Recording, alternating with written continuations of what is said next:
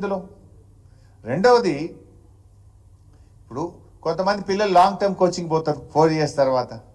నువ్వు last 4 years అంటే ఉండవు కదా నువ్వు.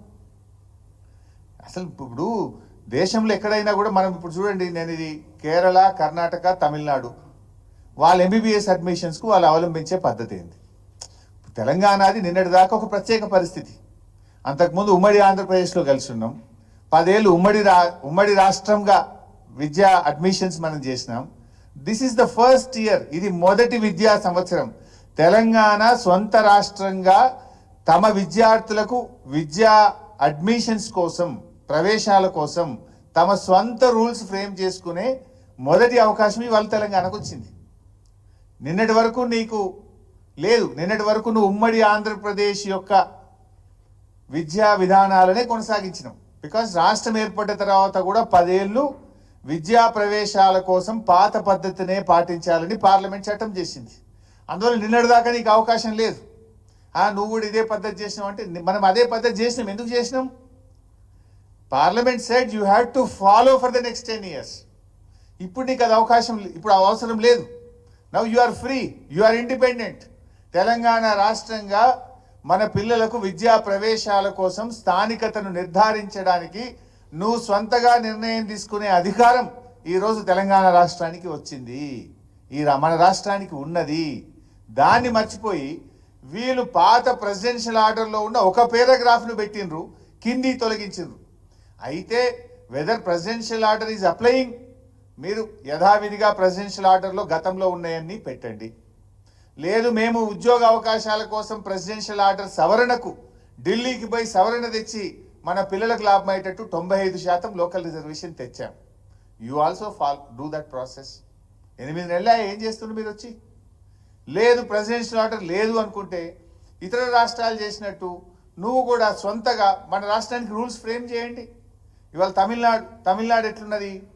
తమిళనాడు రాష్ట్రంలో చూస్తే 6వ తరగతి నుంచి 12వ తరగతి దాకా తమిళనాడులో చదువుకొని ఉండాలి. తల్లిదండ్రులు కూడా తమిళనాడు వాళ్ళు అయ్యి ఉండాలి. రేషన్ కార్డు ఉండాలి తమిళనాడులో. రేషన్ కార్డో, బర్త్ సర్టిఫికెటో, నేటివిటీ సర్టిఫికెటో మేము తమిళనాడు వాళ్ళమని తల్లిదండ్రికి ఉండాలి.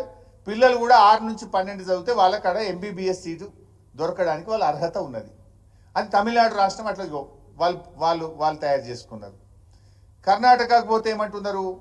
7 సంవత్సరాలు కర్ణాటకలో చదువుకొని ఉంటే చాలు. తల్లి కానీ తండ్రి కానీ ఇద్దరుంటే ఇంకా మంచిది. ఒక్కరన్నా కర్ణాటకలో ఉండి ఉంటే వాళ్ళ పిల్లలు కర్ణాటక పిల్లలుగా పరిగణించి వాళ్ళకి ఎంబీబీఎస్ సీట్లకు అడ్మిషన్ ఇస్తాం. ఇది కర్ణాటక పద్ధతి. కేరళలో ఒక పద్ధతి ఉంది. కేరళలో ఏమంటున్నారు? వాళ్ళ పిల్లలు కేరళలోనే చదువుకొని ఉండాలి. కేరళలో స్థిర నివాసం తల్లిదండ్రులకు ఉండాలి.